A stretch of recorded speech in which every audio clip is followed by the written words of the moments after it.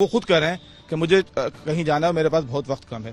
तो आप रामपुर वालों को किसके भरोसे छोड़ के जा रहे हैं? आसिम राजा के, उन आसिम राजा के जो अभी कुछ दिन पहले लोकसभा का चुनाव हारे। भाई यहाँ तुरक बिरादरी के मशहूर मुन्ना साहब जैसे नेता थे, पठानों में भी कोई नेता मिल सकता था, हमारे हिंदू भाइयों में भी कोई नेता मिल सकता था।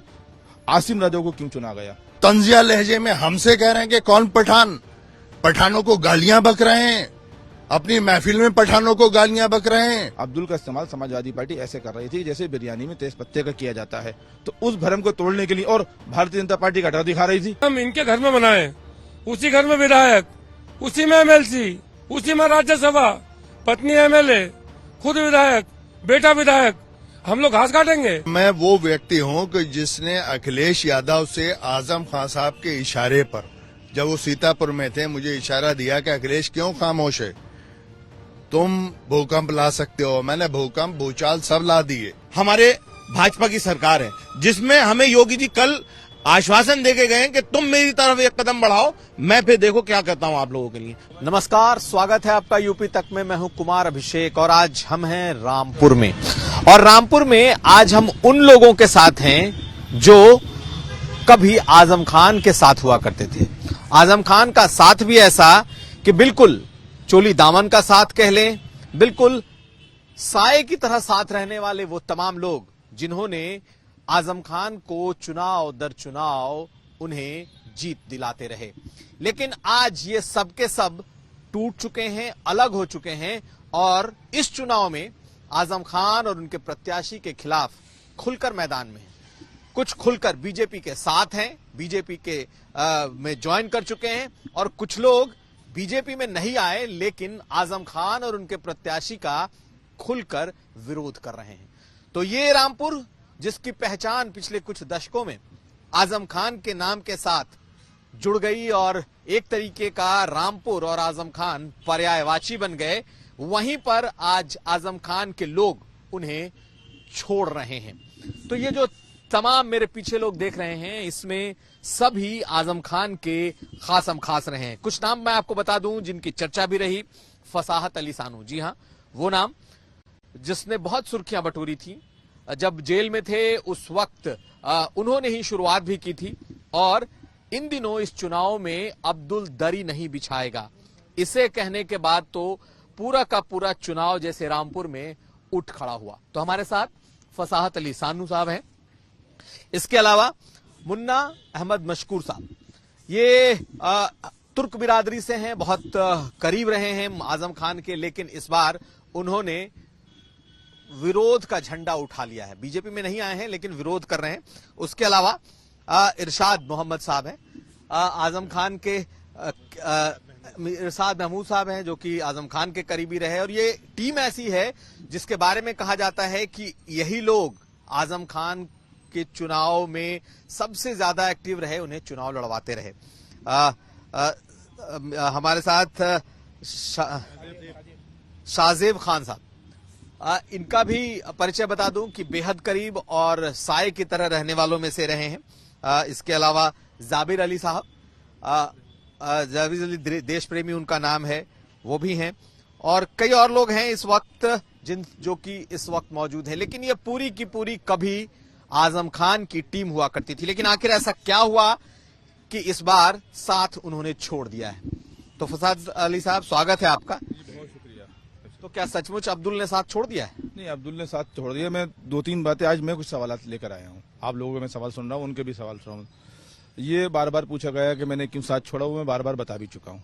अब ये सबको मालूम हो चुका है कि मैंने बताया कि योगी जी और मोदी जी की खूबियों को देखकर, सरकार में अब्दुल को सम्मान मिले और सुरक्षा मिले इसको देखकर, और जो योजनाएं उसको सारे वर्गों को लाभ मिला इसको देखकर, ये सारी बातें हो चुकी हैं। अब मैं उनसे सवाल पूछना चाहता हूं, ये चुनाव समाजवादी नहीं लड़ा है, मुद्दा विहीन लड़ा है। देखिए मुद्दा है, भारतीय जनता पार्टी के कैंडिडेट जो है अपने मुद्दे बता रहे हैं, अपनी बात बता रहे हैं कि ये हमारे कार्यक्रम है, ये हमारे प्रोग्राम है और इस पर हम अमल करेंगे।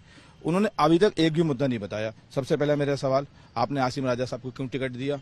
आप ये कह रहे हैं कि मुझे कहीं जाना है, जो न्यायालय में होगा वो बाद में होगा, क्या होगा ये आप नहीं कह सकते ना मैं कह सकता हूं, लेकिन वो खुद कह रहे हैं कि मुझे कहीं जाना है, मेरे पास बहुत वक्त कम है। तो आप रामपुर वालों को किसके भरोसे छोड़ के जा रहे हैं? आसिम राजा के, उन आसिम राजा के जो अभी कुछ दिन पहले लोकसभा का चुनाव हारे। किसी से सलाम दुआ नहीं करते हैं, किसी से मुलाकात नहीं करते हैं, और लोकसभा का चुनाव हारने के बाद वोटर तो छोड़िए, अपने सपोर्टर से भी मिलने नहीं गए। 3000 के करीब उनकी बिरादरी है जो बिल्कुल अपने आप को अलग रखते हैं। कहते नहीं है कि एक 1.5 ईंट की मस्जिद अलग बनाते हैं, तो वो लोग हैं जो अन्य बिरादरियों से बिल्कुल ताल्लुक वास्ता नहीं रखते हैं। भाई यहाँ तुर्क बिरादरी के मशहूर मुन्ना साहब जैसे नेता थे, पठानों में भी कोई नेता मिल सकता था, हमारे हिंदू भाइयों में भी कोई नेता मिल सकता था। आसिम राजा को क्यों चुना गया? तो आपकी दूसरी बात में वो ये कह रहे हैं, अब रही बात विकास की, वो अपने विकास बताते हैं क्या विकास कराया उन्होंने। रामपुर रोजगार के लिए जाना जाता था, रामपुर फैक्ट्री के लिए जाना जाता था नवाबों के जमाने में। यहाँ कई फैक्ट्रियां थी, मैं उसकी डिटेल आप भी निकाल लेंगे, मैं भी देना नहीं चाह रहा हूँ क्योंकि वक्त आपके पास कम है। आपने रोजगार के लिए क्या करा? आप कहते हैं कि मैंने स्कूल खुलवाए, आरपीएस स्कूल खुलवाए। पहले आरपीएस स्कूल की बात कर ली जाए तो आरपीएस स्कूल आपके प्राइवेट स्कूल हैं, उसका फायदा आप ले रहे हैं। एक भी आदमी की फीस माफ नहीं करी है आपने। अगर किसी की फीस माफ करी है तो आप बताएं प्रेस कॉन्फ्रेंस करके, आप जवाब पूछ लीजिए। जोहो यूनिवर्सिटी में किसी के लिए फीस माफ नहीं करी है। आपने कहा कि मैंने कलम दिया, आपने किसको कलम दिया है? आपने कितने आईएएस बनाए, कितने आईपीएस बनाए, कितने डॉक्टर बनाए, कितने इंजीनियर बनाए? तो मुद्दों की बात करना चाहिए। आपने रोजगार के नाम पर क्या करा है? हद से हद ये कर दिया कि रिक्शा बदल कर बैटरी रिक्शा दे दी, रिक्शा बदल के मोटर कार तो नहीं मिली है। जो लोग रोजगार थे उनको रोजगार छीन लिया गया। आपने एक बिरादरी के बारे में कमेंट्स करा है, कुरैश बिरादरी को, उनको कहा कि वो गोकश हैं। आप ये कैसे कह सकते हैं कि गोकश हैं? आप बताइए कि योगी जी के राज में किसी की हिम्मत है कि गो हत्या कर ले?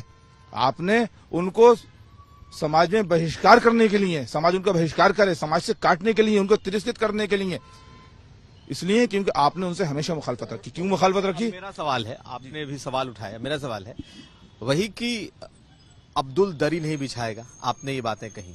आज तो मंच से ये कहा गया कि अब तो लोग अब्दुल नाम भी नहीं रखेंगे। चलिए मैं उसका भी जवाब देता हूं। पहले तो अब्दुल मेरा नाम नहीं है, अब्दुल इनका नाम नहीं है। अब्दुल उसका नाम है कि जो राजनीति की एक धारणा बन चुका था, उत्पीड़न का, शोषण का, दरी बिछाने वाले का। समाजवादी पार्टी जिसको अब्दुल, यानी अब्दुल से मतलब है कमजोर मुसलमान, जिन्होंने भरपूर वोट दिया, हम पूरी ईमानदारी से कहते हैं भरपूर वोट दिया, भरपूर साथ दिया। आपने देखा होगा कि अखिलेश यादव अब्दुल का नाम नहीं लेते थे, अपने स्टेज पर नहीं बिठाते थे, और यही स्थानीय नेता जो हैं इनसे मिलने जेल तक नहीं गए थे। अब्दुल का इस्तेमाल समाजवादी पार्टी ऐसे कर रही थी जैसे बिरयानी में तेज पत्ते का किया जाता है। तो उस भ्रम को तोड़ने के लिए, और भारतीय जनता पार्टी का डर दिखा रही थी ताकि अब्दुल समाज की मुख्य धारा में शामिल नहीं हो सके, अब्दुल विकास का हिस्सा नहीं बन सके। उस भ्रम को तोड़ा है मैंने, और अब्दुल कि आज मैंने और भारतीय जनता पार्टी ने वो हैसियत और वो अहमियत बना दी है कि कोई भी राजनीतिक दल अब अब्दुल से दरी बिछाने की सोचेगा नहीं। तो कह रहे हैं पोछा लगाएगा अब्दुल अब 5 के बाद 8 तारीख। यही सोच है उनकी, वो यही चाहते हैं कि अब्दुल पहले उनके दरिये बिछाए, अब्दुल पोछा लगाए, अब्दुल जी नारे लगाए कि ये जवानी है कुर्बान। हमारे यहाँ भी एक नारा लगाया था, ये जवानी है कुर्बान, हने भैया तेरे नाम। तो हमारे प्रत्याशी जी जो इंशाल्लाह जीत रहे हैं, आकाश सक्सेना और फनी साहब, उन्होंने ये कहा कि मुझे जवानों की जवानी कुर्बान नहीं करनी है, बल्कि उनको रोजगार देना है, उनको जवानी कुर्बान करनी है। अब आपने एक बात और पूछी, आप भी शायद सवाल बोल गए, आपने ये कहा कि किसी साहब ने ये कहा है कि अब कोई माँ अब्दुल नाम नहीं रखना चाहेगी। तो अब्दुल कोई नाम नहीं है, अब्दुल एक प्रतीक है। आप उनको बिल्कुल ही मिटाना चाहते हैं कि नाम ही रखा जाए? मैं ये पूछना चाहता हूँ कि जो आपके कुकृतियां हैं, जिस तरह से आपकी वजह से, आपके दोस्तों की वजह से, मैंने अभी तक उनके बारे में हल्की बात नहीं करी थी, लेकिन उन्होंने हल्की बात की है। और मैंने पहले भी कहा था कि चाहे वालिद साहब हो या बेटे साहब हो, हल्की बात करेंगे तो हल्का जवाब भी लेंगे। लेकिन मैं सही जवाब दे रहा हूँ। आपके दोस्तों को दुनिया ने देखा है जुआ खेलते हुए, जुए में जेल में, आज भी अब्दुल्ला साहब के दोस्त जो है जुए में जेल में है। आपने जन्म प्रमाण पत्र आपके फ्रॉड का कैसे, आप खुद कह रहे हैं कि आपको जाना है। आपकी वजह से रामपुर के नौजवान उनके वालिद से, ज्यादातर वजह उनकी रही है, उनके वालिद से अलग हो गए, क्योंकि टेका पर्ची सारी चीजें आपने बिल्कुल खत्म कर दी, सिर्फ अपने दोस्तों के हद तक रखी। तो मैं ये कहना चाहूंगा आपके कृत्य की वजह से आप कोई अब्दुल तो नाम है और रहेंगे, लेकिन कोई अब्दुल्ला नाम रखते हुए 10 बार सोचेगा। अब्दुल्ला नाम रखते हुए 10 बार सोचेगा। तो फसाहत अली सानू को आपने सुना। हमारे साथ मुन्ना अहमद मशकूर साहब हैं। ये दूसरे ऐसे नाम हैं जिन्होंने एक तरीके से बगावत का झंडा उठाया है। भाजपा नहीं गए हैं इसलिए इनके पास बीजेपी का पटका नहीं है, लेकिन इन्होंने विरोध जमकर कर रहे हैं। तो सिर्फ इसलिए क्योंकि उन्होंने दोबारा से उसी कैंडिडेट को दे दिया, यही एक वजह है? और भी वजह है साहब। 2012 से मैं देख रहा हूँ, एक ऐसे समाज से ताल्लुक रखता हूँ जो तुर्क कहलाता है, और तुर्कों के बारे में शायद आप जानते होंगे। इस मंडल में तुर्क की इतनी आबादी है जो 4-4 एमपी बना सकता है, 10-10 एमएलए बना सकता है। लेकिन रामपुर में तुर्क के साथ ये हो रहा है कि तुर्क का इस्तेमाल हो रहा है बस। जैसे शानू खान साहब ने कहा, तेज पत्ते की तरह जो डालते हैं बिरयानी में खुशबू के लिए, यानी हम इनके घर में बनाए, उसी घर में विधायक, उसी में एमएलसी, उसी में राज्यसभा, पत्नी एमएलए, खुद विधायक, बेटा विधायक, हम लोग घास काटेंगे। और फिर जब बच गए तो दो दफ्तर का बाबू लोकसभा लड़ेगा, दफ्तर का बाबू एमएलए लड़ेगा, हम लोग क्या करेंगे बताइए। एक इतना बड़ा समुदाय, रामपुर में 2.5 लाख से ज्यादा मेरी अपनी आबादी है। हम लोग आज चौकीदार के पद पे नहीं है, चौकीदार का पद नहीं है हमारे पास। यहीं तब ये बात नहीं रुकेगी। ये मैंने हिम्मत की कर उठाया मामला, ये यहीं नहीं रुकेगा। उसूलों की राजनीति कर रहा हूं मैं। या तो तुरक को टिकट देते, नहीं तो रामपुर में अच्छे पठान लोग रहते, किसी पठान को टिकट देते। अंसारियों की बहुत बड़ी आबादी है, किसी अंसारी को टिकट देते। शेखों की बहुत बड़ी आबादी है, शेख जाति रहती है हमारे यहाँ, उसे टिकट दे देते। आप 2,500 वाले समसी बिरादरी के प्रत्याशी में जो सबसे बड़ा बदअखलाक आदमी है रामपुर का, इस्लाम में बदअखलाक की कोई जगह नहीं होती हमारे यहाँ। चुनाव हारने के बाद तमाम जातियां गिनवा दूंगा जिनको अपमानित किया उन्होंने, और चुनाव हारने के बाद दिल्ली चले गए। और आके आपने विधानसभा के चुनाव में आपने बिना पूछे, बिना लोगों के मशवरे के, बिना जनता से पूछे आपने कह दिया कि आसिम को राजा बना दो। क्यों बनाएंगे साहब राजा? आसिम राजा नहीं बनेगा, राजा जनता के बीच का आदमी बनेगा। सब लोग चाहेंगे तब राजा बनेगा आदमी। वो जमाने चले गए। तो इस बार आजम खान की अब वो तूती नहीं बोलेगी, आजम खान की बात सभी लोग नहीं सुनेंगे। एक तो वक्त था कि जो आजम खान कहते थे वही होता था, वही आप लोग करते थे। आजम खान साहब पे कोई भरोसा करने तैयार नहीं है। इतने धोखे दिए हैं लोगों को। अब बताइए कितनी बड़ी अब लोगों के सामने बातें आ रही हैं। आप मुसलमानों को इस्तेमाल करके, उनके नाम पे अब्दुल का नाम इस्तेमाल करके, राष्ट्रीय अध्यक्ष जी को ब्लैकमेल करके आप एमएलसी बनवाते हैं। सहारनपुर का एमएलसी लाकर वोट डालेगा रामपुर में, सीतापुर का एमएलसी डालेगा वोट यहाँ के। राज्यसभा अपने वकील को राज्यसभा बनवाते हैं आप, वो वोट डालेंगे। 100 साल के दोस्त थे उनके, 2 बार विधायक बना दिया, विधायक नीति वापस जा रही है उनकी, अब वो डालेंगे वोट। बचते नहीं लग रहे साहब। रामपुर बदल गया, रामपुर विकास के पथ पर जा रहा है। यहाँ का नौजवान जाग गया है, अल्पसंख्यक जाग गया है, दबे कुचले जाग गए हैं। अब किसी की राजशाही नहीं चलेगी ना, जनता का आदमी बनेगा। बहुत पीड़ा है, बहुत अहम बातें कह रहे हैं कि जब अपने बीच से जनप्रतिनिधि चुनने की बारी आती है तो सीतापुर से लाते हैं, दूसरे जगहों से लाकर एमएलसी बना रहे हैं, दूसरों को राज्यसभा दे रहे हैं जो उनके लिए केस लड़ते हैं, यानी कि कपिल सिब्बल की तरफ इशारा है। लेकिन अपने कार्यकर्ताओं को जो मजबूती के साथ उनके साथ लंबे समय तक खड़े रहे, उनके साथ कुछ नहीं किया। इरशाद महमूद हैं हमारे साथ। ये तमाम ऐसे लोग हैं, ऐसे चेहरे हैं जिन्होंने चुनाव दर चुनाव आजम खान को जितवाया है, ऐसा दावा है। आप लोग साथ रहे हैं हमेशा, तो एकदम से मतलब क्या सिर्फ एक टिकट की वजह से सब आप लोग बदल? देखिए, बहुत मेरे सब यहाँ बड़े हैं और सब मुझसे बड़े राजनीतिक हैं। इन्होंने सबने सारी बातें आपको बताई। देखिए, एक छोटी सी बात मैं आपको बताऊंगा। हमारे बड़े बूढ़ों की कहावत है कि गुरु को उठाने वाले चेले होते हैं। तो सब लोगों ने पूरी भरपूर मेहनत करी और उनमें से किसी एक आदमी को कोई श्रेय ना मिला। ये सबसे बड़ी पीड़ा है। हम सब यहाँ पे वो लोग हैं जिन्होंने सब कुछ किया, मेहनत करी, सब कुछ किया, मगर उसके बाद फल सहारनपुर वालों ने खाया, सीतापुर वालों ने खाया, कपिल सिब्बल जी ने खाया। यहाँ का कोई आदमी इस लायक नहीं था जो सांसद बन सके, जो विधायक बन सके। कोई ऐसा आदमी नजर में नहीं आया जिसने इतनी मेहनत करी। अब हमारे बड़े भाई हैं मुन्ने भाई, ये बहुत पुराने राजनीतिक हैं, पिछले 30 साल 35 साल से राजनीति में हैं, आजम खान के साथ हैं, जिला पंचायत अध्यक्ष भी रहे, मगर उनको इनके अंदर कोई खूबी न दिखी, क्योंकि हो सकता था वो इनसे बड़ा चेहरा बन जाते। दूसरी बात मैं आपको बताऊं, हमने आजम खान को नहीं छोड़ा।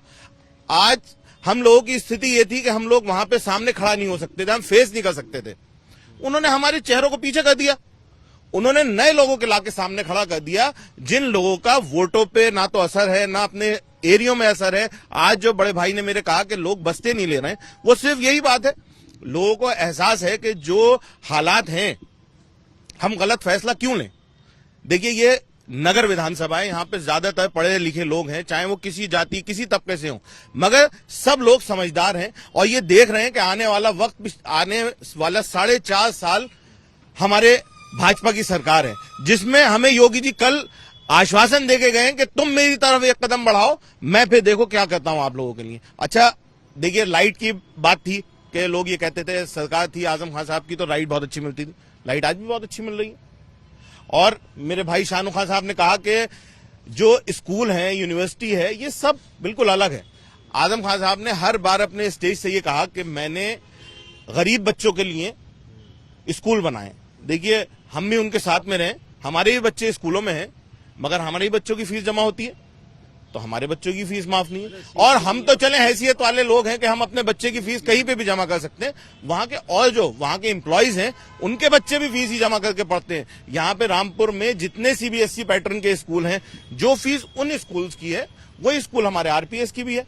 तो इसमें ये तो एक इंडस्ट्री है, ये एक उनकी प्राइवेट इंडस्ट्री है जिसको वो रन कर रहे हैं। यहां से आप 2 कदम पे जाइए, टीएमयू है, वो भी एक बहुत बड़ी यूनिवर्सिटी है। रामपुर जौहर यूनिवर्सिटी से बड़ी यूनिवर्सिटी है, यहां से कम 25 गुना ज्यादा स्ट्रेंथ है। यहाँ पे अगर 300 आज की तारीख में शायद 250-300 बच्चे हैं जौहर यूनिवर्सिटी में, आप जाके देखिए वहां पे 5000 से ज्यादा बच्चे हैं। उनका भी जो शानू भाई ने कहा कि ये बताएं वो कि उन्होंने कितने आईएएस बनाए, कितने आईपीएस बनाए, कितने डॉक्टर बनाए, कितने इंजीनियर बनाए, रोजगार नहीं है बिल्कुल, क्या किया उन्होंने, कोई रोजगार नहीं।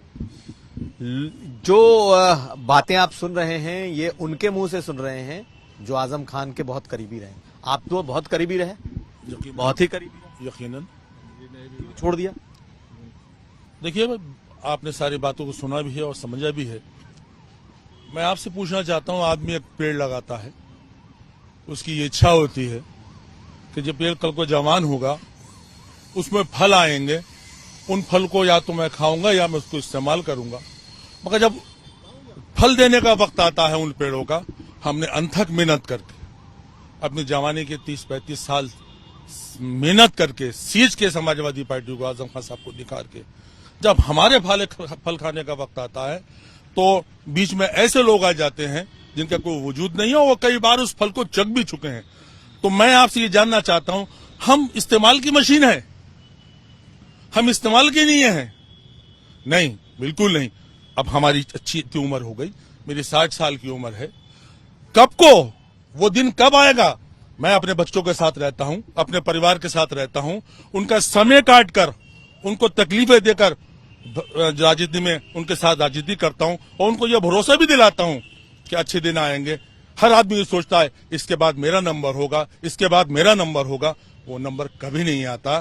तो मैंने रामपुर के विकास के लिए भारतीय जनता पार्टी में शमूल हासिल की है और इसलिए हासिल की है कि आप जानते हैं उत्तर प्रदेश में भी सरकार भारतीय जनता पार्टी की है, देश में भी है, और देश के ऊर्जावान प्रधानमंत्री श्री नरेंद्र मोदी जी के नेतृत्व में आज देश जो ऊंचाइयों को छू रहा है और यूपी के ओजस्वी तस्वी कर्मठ योगी जी के नेतृत्व में जो विकास की योजनाएं चल रही हैं, उसका लाभ हमारे इस शहर को भी मिले। और ये मेरा इंसाफ है इस शहर के साथ, ईमानदारी है इस शहर के साथ कि मुझे ये इस वक्त तो यही फैसला लेना चाहिए था, क्योंकि मैं जानता हूं कि अगर कोई भला कर सकता है तो लोगों का भला सरकार कर सकती है। इसलिए मैं भारतीय जनता पार्टी में शामिल हुआ हूं। आप भी रहे साथ आजम खान के? मैं एक ऐसा व्यक्ति हूं जो इस वक्त किसी राजनीतिक दल में नहीं हूं और 26 साल समाजवादी पार्टी में रहकर मैंने वो संघर्ष किए कि जिन संघर्षों पर कई कई किताबें लिखी जा सकती हैं। और मैं वो व्यक्ति हूं कि जिसने अखिलेश यादव से आजम खान साहब के इशारे पर, जब वो सीतापुर में थे, मुझे इशारा दिया कि अखिलेश क्यों खामोश है, तुम भूकंप ला सकते हो। मैंने भूकंप भूचाल सब ला दिए। मैंने कटघरे में खड़ा किया अखिलेश यादव को कि आजम खान साहब के संदर्भ में क्यों खामोश हो, क्यों मूक दर्शक बने हुए हो। मेरे बोलने के बाद अखिलेश यादव जैसे महारथियों को रामपुर की सड़कों पे साइकिल चलाने पड़ गई। और मैं वो व्यक्ति हूं कि हर समय, चाहे चिलचिलाती हुई धूप हो, कड़कड़ाती हुई ठंड हो, मूसलाधार बारिश हो, भूकंप के झटके हो, हदिये के सुनामी जैसे वातावरण हो, मैं आजम खान साहब के साथ 1 इंच भी नहीं हटा था। लेकिन सबकी महत्वाकांक्षाएं होती हैं, और क्यों ना हो। रामपुर शहर पूरे हिंदुस्तान में सबसे बड़ी पठान अक्सरियत का शहर है। यहां पर प्रत्याशी हर बार आप ऐसा ले आते हैं कि जिसका जनता से दूर दूर तक कोई रिश्ता नहीं है। ये वो प्रत्याशी है, जब 27 महीने आजम खान साहब जेल में थे तो ये आसिम राजा दिल्ली में अपना आशियाना बना चुके थे, दिल्ली में अपना ठिकाना बना चुके थे। पुलिस के नाम का अगर कांस्टेबल भी आ जाता था, ये 7-7 मोहल्ले पार भाग जाया करते थे। आज इनके लिए सारी मोहब्बतें उजागर हो गईं और तंजिया लहजे में हमसे कह रहे हैं कि कौन पठान, पठानों को गालियां बक रहे हैं, अपनी महफिल में पठानों को गालियां बक रहे हैं।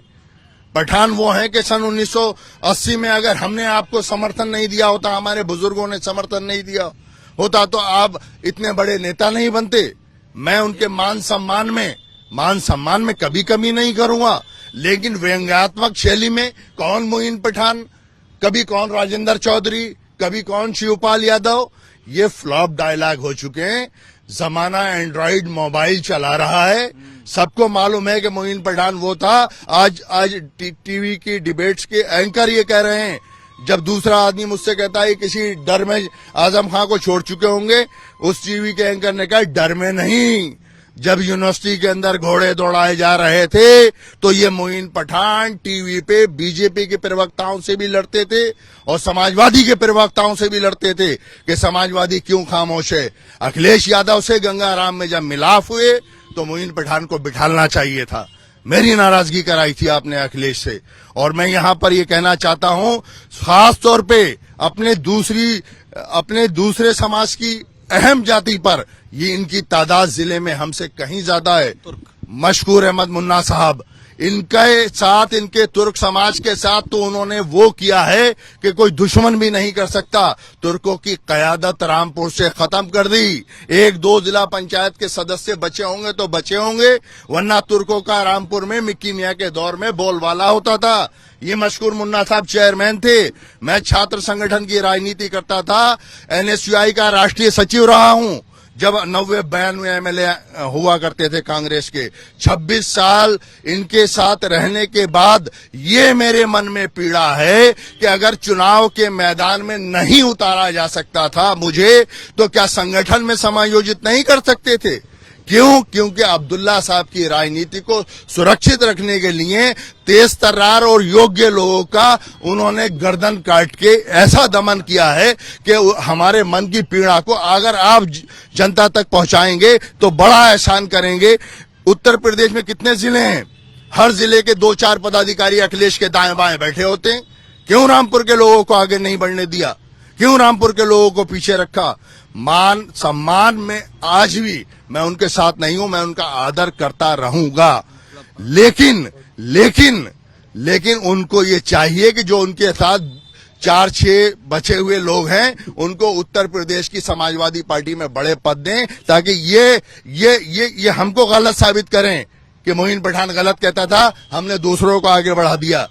आप एक को पद दिलवा दीजिए, उस दिन मैं फिर से दूसरा के ये बात कहने को तैयार हो जाऊंगा कि नहीं, गलती उन्होंने नहीं करी थी, गलती मैंने की थी।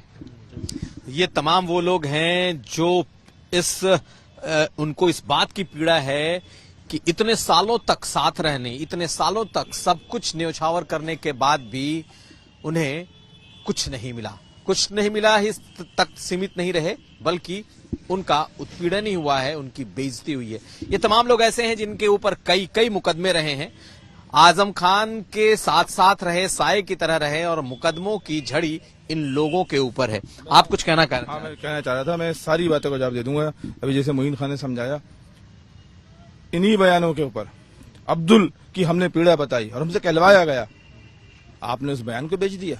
हमारे बयान को बेचकर आपने 2 MLC, एक राज्यसभा का सदस्य बना लिया अपने वकील साहिबान को। पहली बात, जो मशकूर मुन्ना साहब का जिक्र आया, इनके बारे में इतनी ओछी टिप्पणी करी कि कटोरा लेकर आए थे। मशकूर मुन्ना कटोरा रो लेके नहीं आए थे। मशकूर मुन्ना जिला पंचायत के अध्यक्ष रह चुके हैं, कई बार के ब्लॉक प्रमुख रह चुके हैं, उन्होंने तो अपने चेले चपाटों को भी ब्लॉक प्रमुख बनाया है, तब गए थे। इनकी राजनीति को खत्म करने की कोशिश की गई। चमरवा से मजबूत दावेदार थे और ये इलेक्शन जीत जाते, ऐसे व्यक्ति को टिकट दिया, जैसे आज आसिम राजा को टिकट दिया है, और वही आसिम राजा की मिसाल नसीर खां के लिए दी जाती है, जो मौजूदा चमरवा के MLA, किसी से मिलते नहीं, किसी से बात नहीं करते। एक और बात मैं बहुत बड़ी बात कहना चाह रहा हूं, इन्होंने मकानात तोड़े, जमीनें हड़पी।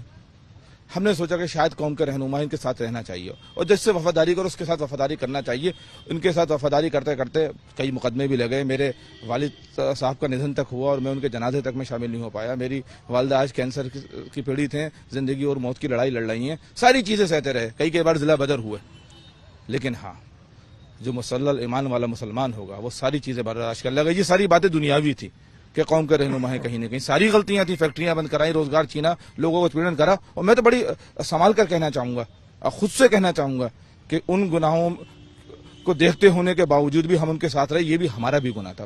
पूरी ईमानदारी से, साफ गोई से, ये हमारा भी गुनाह था और शायद इन गुनाहों की वजह से, उनके साथ होने की वजह से सजा हमें मिली भी, उन गुनाहों की सजा मिली। और मैं यह कहना चाहूंगा कि मैं उन गुनाहों की अल्लाह से तौबा करता हूं, आपके चैनल के सामने तौबा करता हूं, उनको भी तौबा करना चाहिए, उनको भी तौबा करना चाहिए। मैं तौबा करता हूं, उनको भी तौबा करना चाहिए। सारी चीजें भूल जाएगा मुसलमान, लेकिन मैं, मेरे जैसा आदमी, शायद मुइन साहब आप या शाहजेब खान साहब आप या इरशाद साहब आप या मुन्ना भाई या जावेद जशपरी में सारी चीजें बर्दाश्त कर लेगा, लेकिन मेरा मुकद्दस कुरान जो दुनिया की सबसे बड़ी किताब है, वो जौहर यूनिवर्सिटी की जमीन पर पड़ा हुआ मिला, ये मैं बर्दाश्त नहीं कर सकता। और जो लोग हमें बुरा कह रहे हैं, जो लोग हमारे खिलाफ कमेंट्स कर रहे हैं, उन मुनाफिकों से जो रात को टेलीफोन करके कहते हैं कि हम तुम्हारे साथ हैं और फेसबुक पर टिप्पणियां कर रहे हैं, हमारे ऊपर धमकियां दे रहे हैं, एसिड अटैक करने की धमकियां दे रहे हैं, मैं उनसे कहना चाहूंगा कि अगर तुम मुसलमान हो तो कुरान शरीफ की बेहुरमती करने वाले के साथ कभी नहीं रहोगे।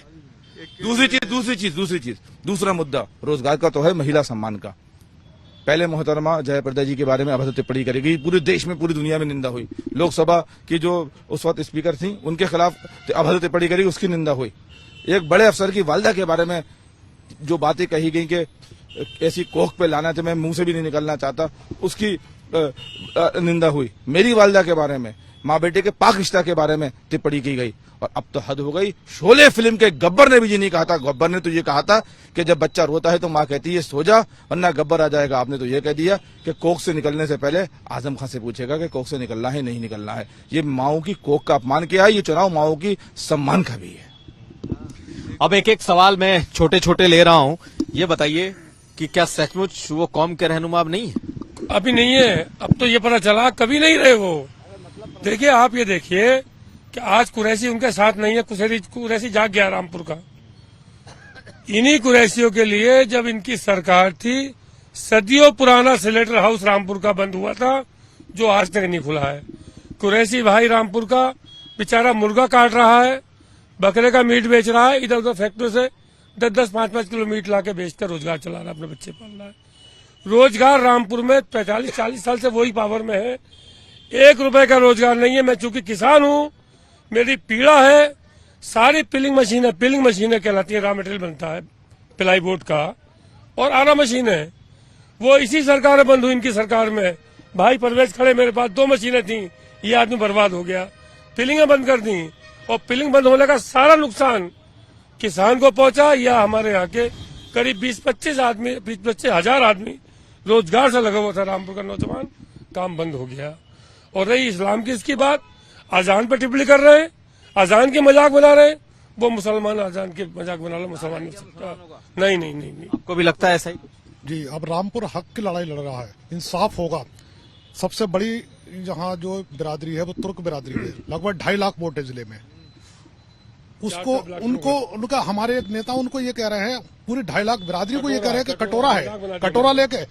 तुर्क बिरादरी मान सम्मान और इज्जत की मेहनत करके, खेती करके अपनी रोजी रोटी खाते हैं, किसी का आगे कटोरा नहीं फैलाते। और कभी इन्होंने कटोरा, इनसे पहले कांग्रेस से तुर्क विधायक रहा, बहुजन से भी विधायक रहा, कभी समाजवादी ने कोई टिकट नहीं दिया। इतनी बड़ी बिरादरी का और सारा 99% तुर्क वोट 3-3, 4-4 बार MP और कई बार MLA बनाने में इनको वोट दिया है। उसके बाद अंसारी, पठान, शेख, अलवी, सलमानी, सारी बिरादरी इन्होंने दिया। इन्होंने क्या किया है, इन्होंने अपने परिवार के, अपने दोस्त को, और उस दोस्त को जो पिछले 5 साल में और इस 5 साल में जब से विधानसभा चुनाव हुआ है, एक बार विधानसभा अगर कोई क्षेत्र में ये कह दे कि ये गए हैं, तो आप अगर सबूत लिए तो मैं अपनी बात से पीछे हट जाऊंगा। अब सब लोग जाग गए, इंसाफ होगा, डेवलपमेंट पे, विकास पे, रोजगार पे इस बार वोट होगा, और ये इतिहास रचने जा रहा है। चलिए, इतिहास रचने जा रहा है, लेकिन पीड़ा जो निकल करके आई वो यही आई कि आजम खान ने अपने करीबियों को न तो मान सम्मान दिया और न ही वक्त आने पर उन्हें टिकट दिया। यानी कि सबसे बड़ी पीड़ा यही कि जो लोग साथ खड़े रहे, उनके साथ आजम खान ने वो न्याय नहीं किया जिसके वो हकदार थे। आखिरी सवाल, आप लोग क्या लग रहा है, चुनाव अब होने वाले हैं, अब तो 2 दिन बाद वोटिंग है, तो किधर जा रहा है चुनाव? और ये तो ऐसा शहर है जिसने आज तक बीजेपी को देखा ही नहीं। देखें, ये चुनाव जो है राजनीति का चुनाव है ही नहीं। रामपुर के लोगों को ये एहसास या आभास ही नहीं है, बल्कि यकीन है कि हुकूमत के नुमाइंदे को हम जो जिताने जा रहे हैं, हम उनसे बड़े काम लेंगे, बड़ी फैक्ट्रियां लेंगे, रामपुर के लोग रोजगार से लग जाएंगे और ये अब्दुल जुम्मन, मोहम्मद अली, शौकत अली, रामलाल, ये सब मुद्दे खत्म होने वाले हैं। और एक सबसे इम्पोर्टेंट बात ये कहना चाहूंगा कि जब बेपनाह पैसे के खर्चे का चुनाव था तो मशकूर अहमद मुन्ना साहब को एमएलसी का चुनाव लड़ा दिया गया, समझे, जिसमें समाजवादी के पार्टी के लोगों ने ना रामपुर में बस्ते लगाए ना बरेली में बस्ते लगाए।